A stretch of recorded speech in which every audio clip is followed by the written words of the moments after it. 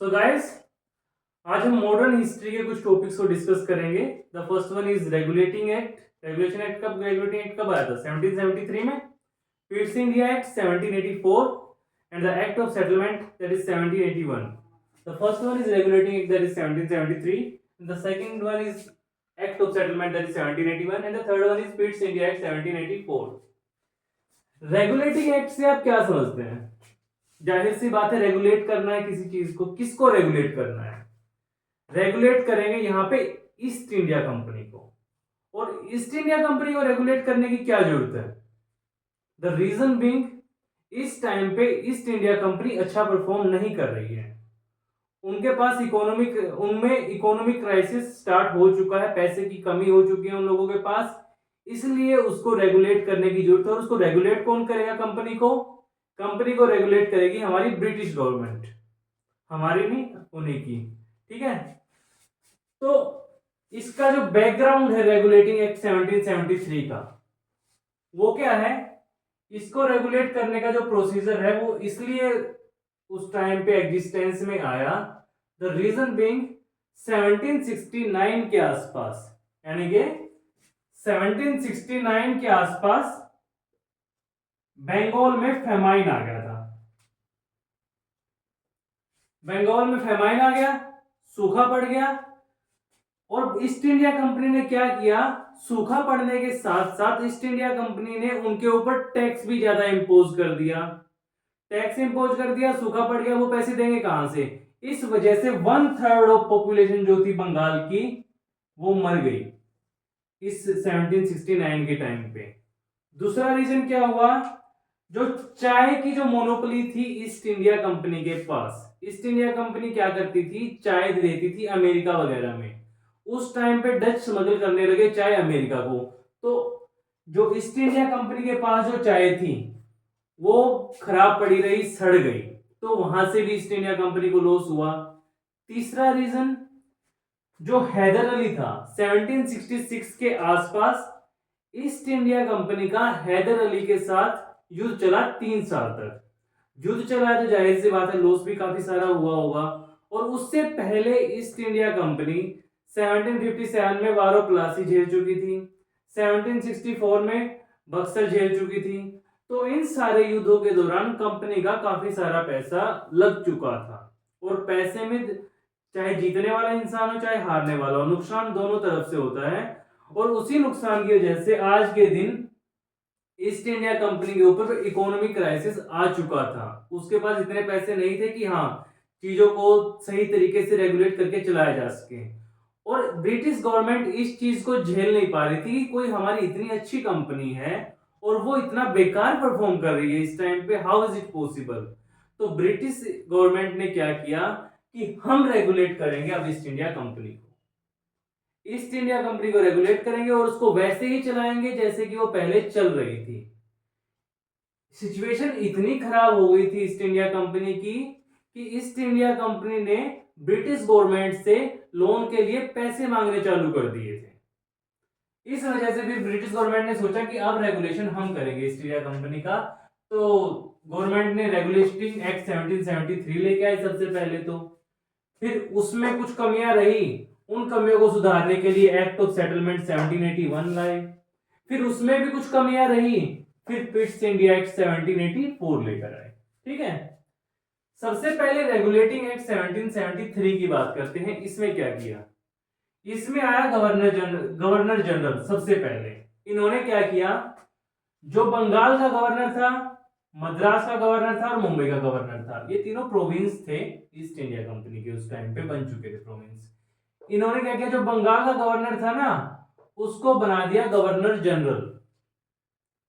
इनका governor governor ही रहेगा अभी, सिर्फ बंगाल के गवर्नर को बना दिया गवर्नर जनरल ऑफ बंगाल। और उसको दे दिए एग्जीक्यूटिव काउंसिल में 4 मेंबर, उसको असिस्ट करने के लिए गवर्नर जनरल को, कि भैया ये 4 लोग तू ले ले, ये 4 लोग तुझे सलाह देंगे और इन चारों की सलाह से मिलके जो भी काम होगा, आप जो भी डिसीजन होगा, आप वो डिसीजन लोगे। ठीक है, तो ये काम होगा बंगाल के गवर्नर जनरल का। और फिर आया सुप्रीम कोर्ट। सुप्रीम कोर्ट कब आया? इन्होंने बना दिया 1774 में कलकत्ता में एक सुप्रीम कोर्ट एस्टेब्लिश कर दिया इस लॉ के अकॉर्डिंग। सुप्रीम कोर्ट क्या करेगा? Supreme court east India company और कोर्ट उनके बीच के जो डिसीजन, उनमें ना एक्चुअली था क्या उस टाइम पे, जैसे आजकल ना हमारे जो कोर्ट हैं और गवर्नमेंट है उनके ना काफी मुद्दों पर बहस चलती रहती है। सिमिलरली उस टाइम पे भी जो ईस्ट इंडिया कंपनी थी और जो वहां का जो एडमिनिस्ट्रेशन था, उन लोगों के बीच ना बहस चलती रहती थी। उन्हीं चीजों को रिजोल्व करने के लिए, उन्हीं चीजों को स्मूथली चलाने के लिए ये आया था, सुप्रीम कोर्ट बना था 1774 में, सिर्फ अंग्रेजों के लिए, ये इंडियंस के लिए नहीं था।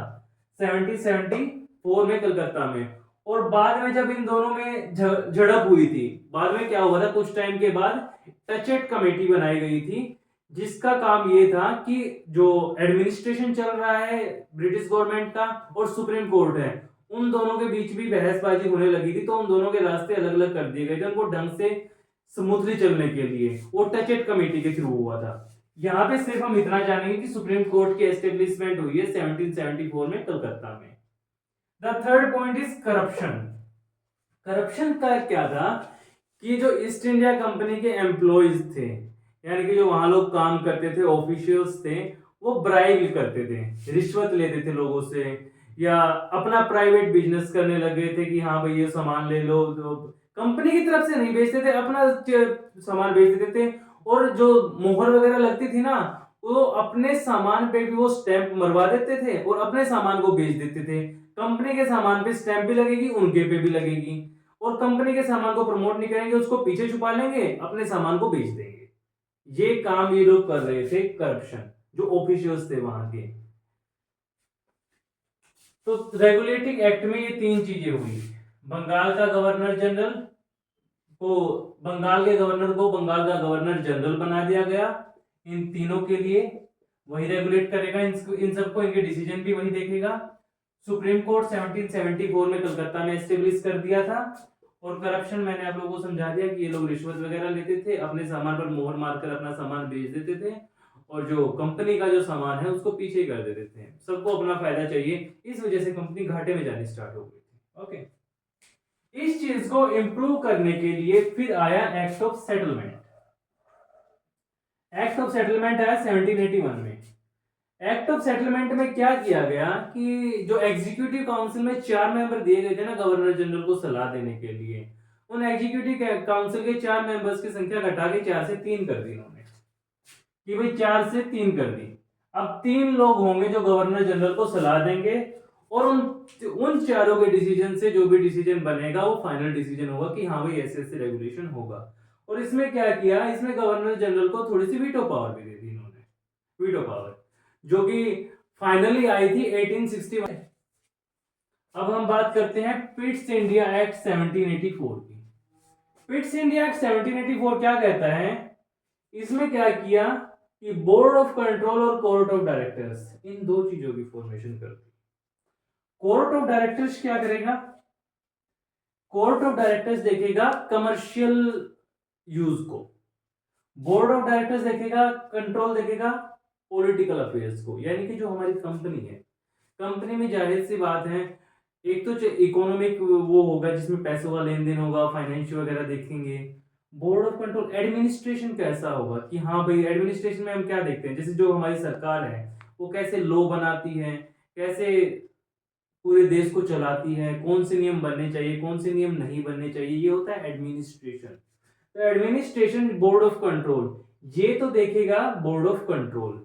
और जो सिर्फ बिजनेस का काम होगा, पैसे का लेन देन होगा, उससे रिलेटेड जितनी भी बातें होंगी वो देखा जाएगा, यानी कि कमर्शियल पर्पज के लिए वो देखा जाएगा कोर्ट ऑफ डायरेक्टर्स के द्वारा। ये था हमारा Pitt's India act. So this is all about regulating act, Pitt's India act and act of settlement. Thank you.